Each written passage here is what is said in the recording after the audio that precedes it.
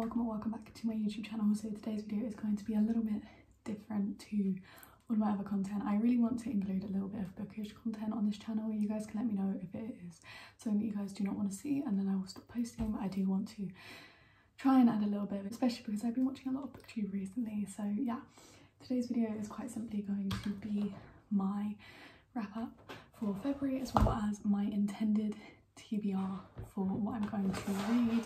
I would say February was quite a small reading month for me. I definitely read a lot less than I did in January and than I normally do as well. I normally finish around 4 books a month. So this is what my reading stack for February looks like, which is actually quite smaller than what my normal average stack would be looking like. So the more complex one that I'm going to talk about is Alex Coombs' Silence for Good. So this is one that I was planning to finish off this month, and I started it in January, and by started it I literally mean I got to chapter 3. I just wasn't in the mood for a thriller / crime novel, so I just stopped. I still have my bookmark in here, but when I do eventually read this I will probably start from the beginning, so we're just going to take the bookmark out.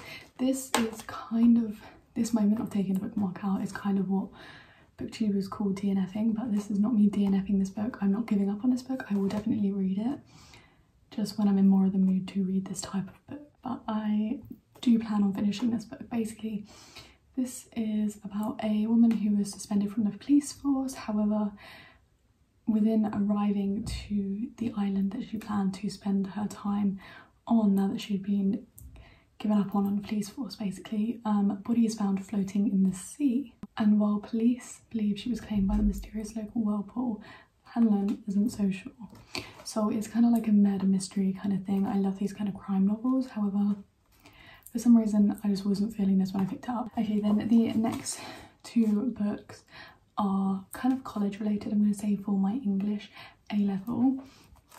So this one right here is a reread for me. This is A Streetcar Named Desire by Tennessee Williams. This is the play that I am studying, and I actually get along with this play quite a lot. There's quite a lot of things in here that happen that I genuinely disagree with, and I think that the difference in the time that this was written, when these kind of actions were okay, compared to reading them now, when a lot of these things that happen in here are extremely questionable. It's really interesting because when you watch the actual play, like the actual play be played by people in a theatre stage, it's really gives more context to the book. I would say for just reading this, you don't really understand what's going on. At least I didn't on the first read through. This is probably my 4th read, and I generally understand it now. And I find it really interesting the way that Tennessee Williams has decided to present and portray Blanche's deterioration of her mentality. So yeah, I would definitely recommend this if you're into kind of plays and things. Me personally, I'm not a huge fan of them, but I think I did end up giving this 3 stars. I thought it was actually pretty good. The one that I have been reading for college is Caroline Duffy's Rapture. This is a collection of poetry.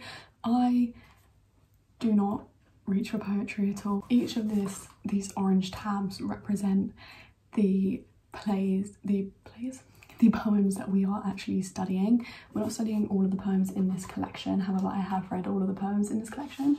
I mysteriously enjoy these poems, and I actually found them pretty good. I didn't mind them. They're about love and grief, and the way that basically you can experience grief and love, and kind of like the cycle of love as well. There's quite a lot about like how you lose a love, you gain a love, you lose a love, you gain a love, and those emotions that you go through, especially if you read the poem called Wintering in here. That really kind of summarizes all of the poems pretty well. In here you're kind of telling, you can't say which gender per se she is getting these sensual feelings for. It's really left for you to interpret. You can interpret it as a male, you can interpret it as a female, you can really interpret it as anyone in your life. And I find that really interesting, the way that she has written her poems, to not include whether it is a male or female that she's getting intense pleasure from. And I think that that is actually something that is so good for someone in today's age to read in poetry, to be perfectly honest, because I feel like it's a lot of the time it's a male writing about a female body, and I like that this is a woman speaking about her sexuality and her sexual emotion for love and her lover and her partner in life, and yet we don't know whether they're female or male, and I love that about them. Okay, and the final 2 books that I have also read in February, by the way I've just done these in no particular order, are two books from the Shadowhunter world by Cassandra Clare, or Cassie Clare. I have been wanting to read this for a while. It's a really hyped up book series on BookTube, and I have one particular BookTuber, which I will place her name over here because I don't exactly remember it right now. She raves about this series, and I'm actually reading it in one of the reading orders that she recommends. I finished the whole of the first book, which is The City of Bones, the Mortal Instruments series, which is a 6-book series. However, this world, the Shadowhunter world, is really an expansive world, and there is loads of book series that come on of this. Yeah, so I gave the first book, City of Bones, 4 stars. I really enjoyed it. Basically, you follow a girl called Clary Frey. She basically has what is called the sight.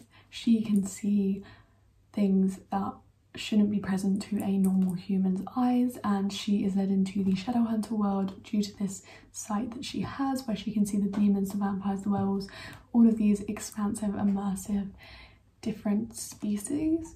And I would say the way that these are written, nothing is rushed, and I quite like that. I think there's some convenient things that happen, and I think you know, that was a bit convenient, but I think you can let it go when you take into consideration its genre. But basically, in the second book, you still follow Clary Frey, and you actually have a mix-up in perspectives, because you do see a few bits from different people's perspective quite randomly throughout, and it's not a new chapter either. Second book, City of Ashes, I have almost finished. I'm probably going to finish this today, which is why it's cast as my February wrap-up, because there is still a couple of days left in February and the day that I'm filming this, so I will definitely have enough time to read the rest of this, which is actually what I cannot wait to do, is just sit and read the rest of this book. Okay, now moving on to the books that I intend to read in March. So following on from the finishing of 2 of these books, I want to read the 3rd one in the first kind of trilogy is what I'm going to call it, because she originally wrote the Mortal Instruments to be a trilogy, but it ended up being a 6-book series. However, you can read the first 3 books, then a different trilogy in the same world, and then the last 3 books of the Mortal Instruments, and that's how I'm going to be reading this series. So I want to read The City of Glass, which is the 3rd book in the Shadowhunters, the Mortal Instruments world, and I am very, very, very excited to see what the hell goes on here. Something was just revealed on the bit that I had to stop reading in City of Ashes, and I can't wait to see how that plays out at the end of this book, but I also cannot wait to see how that interrupts this book. Okay, something a bit different from fantasy, just for 1 second, because the rest of my TBR is fantasy. I plan on reading one of these 2 books this month also. These are both classics, but I'm only going to read one of them, I think, unless I really feel like reading the second as well. So one of them is actually borrowed from my best friend Sophia. I have watched the film for this twice. This is American Psycho by Brent Easton Ellis, sorry. I'm pretty sure you guys may have seen the film. It's like really peculiar. The film is so funny. It's kind of like a skit, kind of how Scream is, like a joke on horror movies, and that's kind of like how American Psycho watches as well. But basically this is about a guy called Patrick Bateman. So it says Patrick Bateman is 26 and works on Wall Street. He is handsome, sophisticated, charming and intelligent. He's also a psychopath, taking us to a head-on collision with American's great dream and its worst nightmare. American Psycho is a bleak, bitter, black comedy about a world we all recognise but do not wish to confront.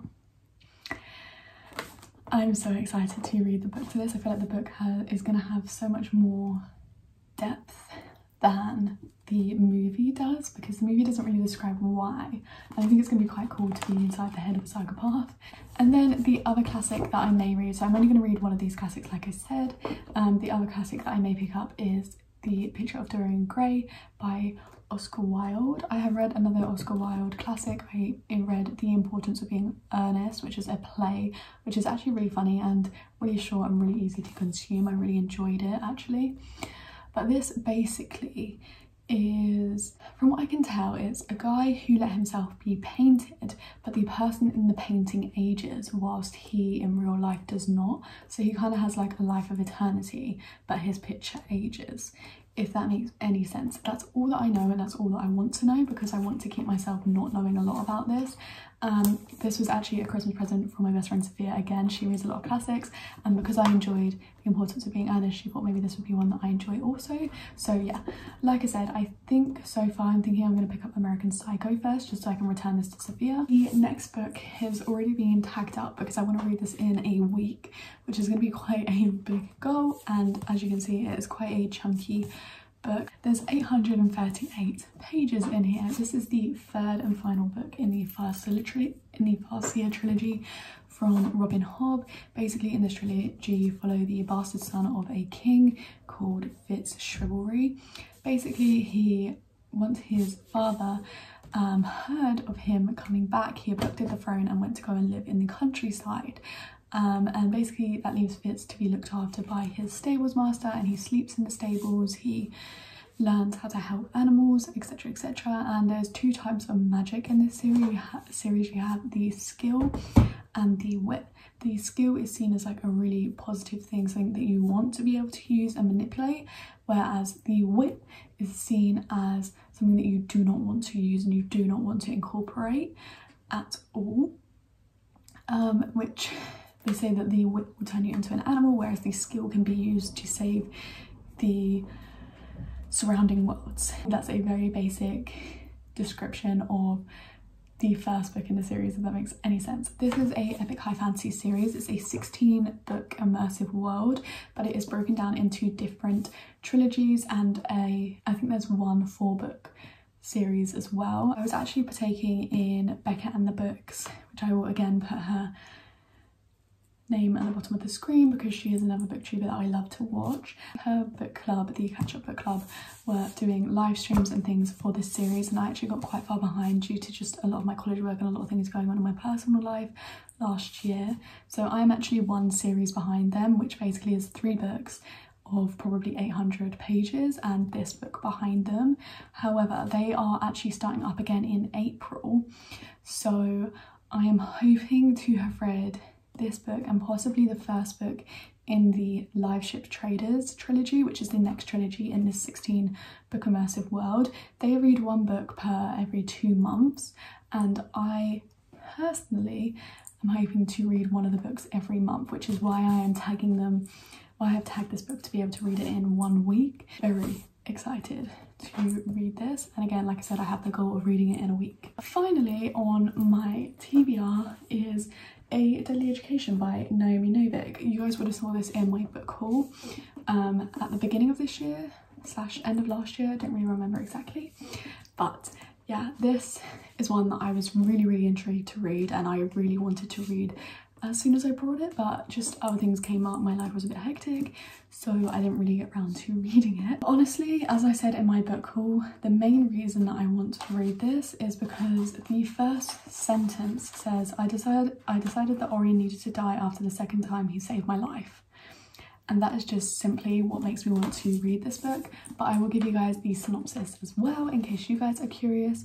So again, this is another fantasy book.